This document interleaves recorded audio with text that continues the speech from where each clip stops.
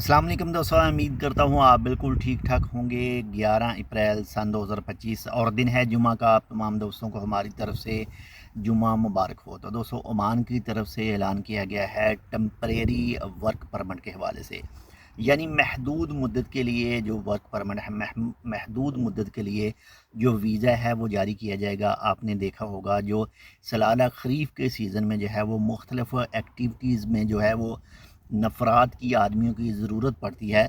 तो ministry of labour ने जो है वो कहा है कि उन पर जो लोग इस्तेमाल होते हैं, यानी वो जो काम करते हैं, तो जो भी उस एक्टिविटी के ऑनर होते हैं उनको बाहर से जो आदमी हैं वो हायर करने पड़ते हैं, जिसको आज़ाद वीज़ा ओपन जिसको कहते हैं, हालांकि आज़ाद वीज़ा कोई नहीं होता। तो उनके लिए भी कहा गया है कि आर्जी वीज़े जो हैं वो 3 मंथ के भी हो सकते हैं, 6 मंथ के भी हो सकते हैं, 9 मंथ के भी हो सकते हैं। 6 मंथ का तो ज़्यादा है।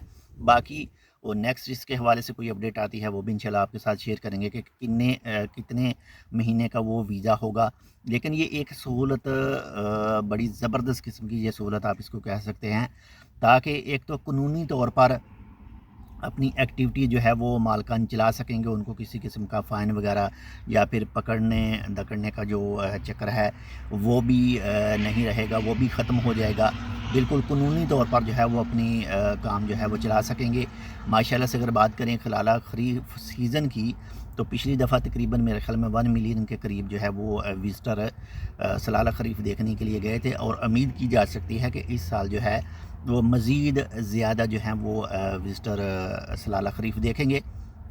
बाकी अल्लाह खैर करे, जैसे ही इसके हवाले से कोई मज़ीद अपडेट आती है वो भी आपके साथ शेयर करेंगे।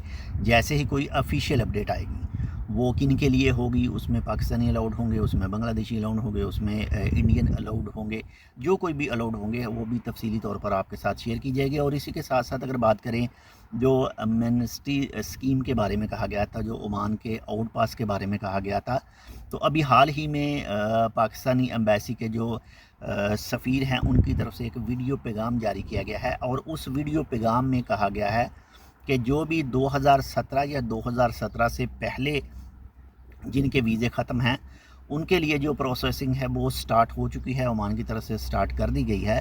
वो अपना आउट पास जो है वो बनवा सकते हैं, अगर वीज़ा आगे लगवाना चाहते हैं लगवा सकते हैं, उनके लिए किया गया है। लेकिन जो 2017 के बाद में, यानी 31 दिसंबर 2017 के बाद में है, अभी उनके लिए कोई प्रोसेस जो है वो सिस्टम स्टार्ट नहीं किया गया है।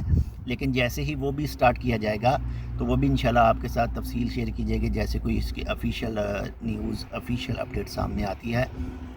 बाकी आप पाकिस्तानी एम्बेसी से भी रब्ता कर सकते हैं, इसके अलावा सनद सेंटर से भी रब्ता कर सकते हैं।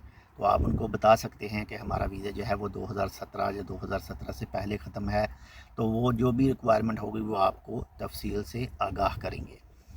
अपना भी ख्याल रखिएगा, आपके साथ जो अटैच है उनका लाजमी ख्याल रखिएगा, और चैनल सब्सक्राइब नहीं किया टेक विद उर्दू को, तो आप टेक विद उर्दू को सब्सक्राइब कर सकते हैं।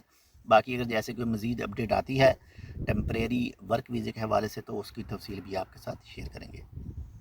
अल्लाह हाफ़िज़।